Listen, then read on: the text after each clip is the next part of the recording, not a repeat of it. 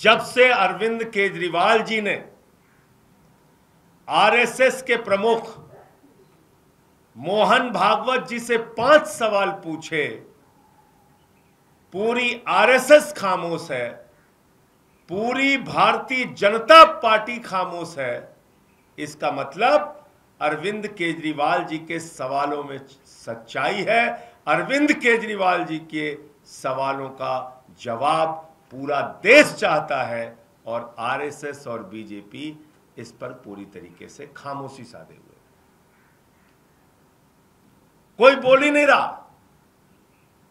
देश के सामने इतने बड़े प्रश्न अरविंद केजरीवाल जी ने रखे। अपने आप को देशभक्त और राष्ट्रवादी कहने वाली संस्था आरएसएस, उसके प्रमुख मोहन भागवत जी से 5 सवाल उन्होंने पूछे और ये सवाल सिद्धांतों से जुड़े हुए हैं, उसूलों से जुड़े हुए हैं, सच्चाई से जुड़े हुए हैं। आज दिल्ली के मुख्यमंत्री वो शख्स हैं हिंदुस्तान के, अरविंद केजरीवाल जी ने मुख्यमंत्री के पद को एक बार नहीं, उसूलों और सिद्धांतों की बात आई तो 2 बार मुख्यमंत्री के पद को 2 मिनट के अंदर छोड़ के लात मार के बोले हम सिद्धांतों की लड़ाई लड़ेंगे, उसूलों की लड़ाई लड़ेंगे, ईमानदारी की लड़ाई लड़ेंगे, सच्चाई की लड़ाई लड़ेंगे। 49 दिन की सरकार से मुख्यमंत्री के पद से इस्तीफा दिया। कोई चपरासी की नौकरी नहीं छोड़ना चाहता। जेल से निकल के आए, उसूलों और सिद्धांतों की बात आई, 2 मिनट के अंदर मुख्यमंत्री के पद से इस्तीफा दिया। और एक तरफ भारत के प्रधानमंत्री हैं, 75 साल की उम्र में भी अपनी कुर्सी नहीं छोड़ना चाहते,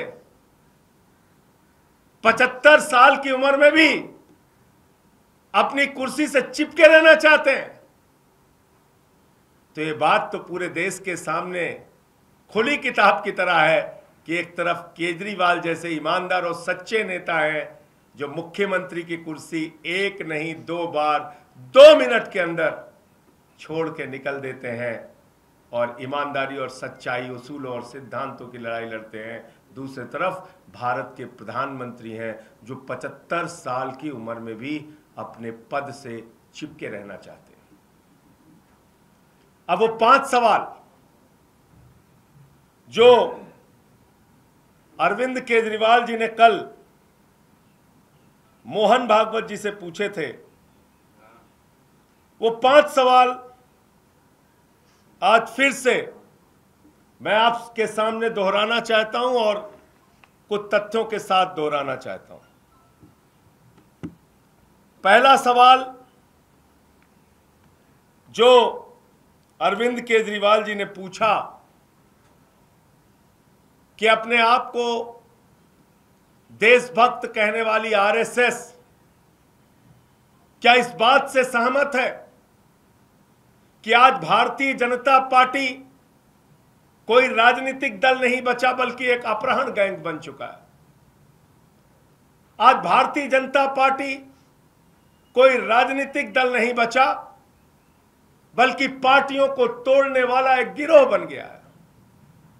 ईडी का डर दिखा के, सीबीआई का डर दिखा के, लालच देके, पैसे रुपए करोड़ों रुपए देके विधायकों को तोड़ना, सांसदों को तोड़ना, सरकारों को गिराना, पार्टियों को तोड़ना, यह काम भारतीय जनता पार्टी के द्वारा जो किया जा रहा है, क्या वो सही कदम है? आरएसएस के प्रमुख मोहन भागवत जी इस पर क्या मानते हैं? नंबर 1। नंबर 2, देश के सबसे भ्रष्टाचारी नेताओं को, और जिनको किसी और ने नहीं, खुद भारत के प्रधानमंत्री ने भ्रष्ट कहा। एक अखबार में यह खबर आई थी कि विपक्ष के 23 वो नेता जिन पर गंभीर भ्रष्टाचार के आरोप खुद भारतीय जनता पार्टी ने लगाए, उनको गले लगाया, अपनी पार्टी में शामिल किया और उनको क्लीन चिट दे दी। मोदी जी की वॉशिंग मशीन में वो धुलकर पाक साफ हो गए। तो दूसरा सवाल,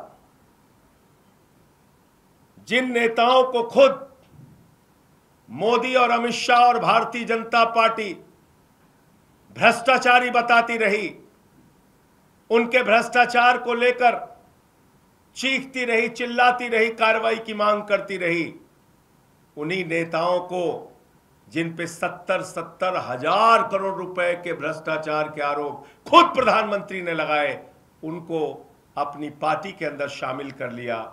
मोहन भागवत जी को ये कार्रवाई कैसी लगती है?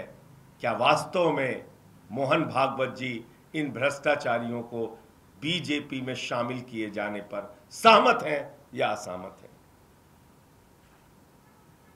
नंबर 3, आरएसएस जो अपने आप को देशभक्त संस्था कहती